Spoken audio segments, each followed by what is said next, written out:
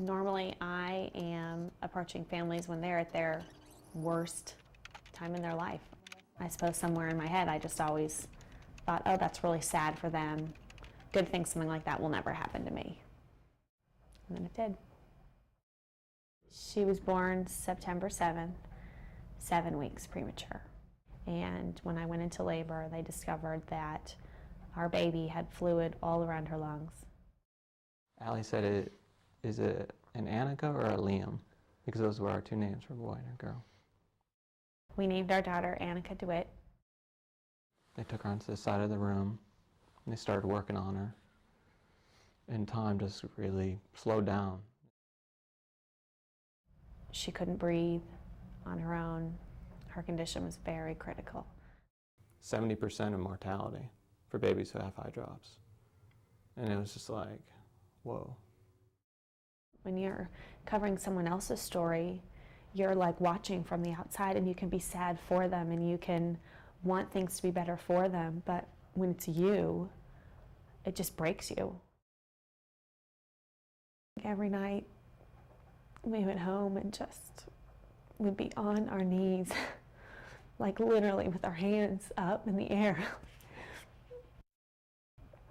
asking why sometimes, and being mad sometimes, and sometimes being honored that God chose our family, that He knew that we could do this. God felt really tangible during those days. It's hard to believe that she was ever 3.5 pounds with tubes in her face and needles in her arms and medicine going in and out of her body to keep her alive. The neonatal intensive care unit is where super sick babies go.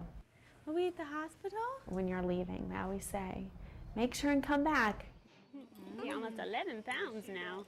We're dying to know what she looks like in 2 months.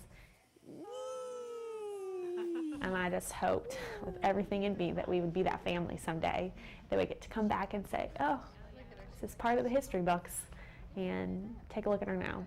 She's chunked out on it. She can. It's almost like I do see someone else's story, because I know it was us, and I know that's Anaka. And unless you've lived that, you have no idea. They went in right there.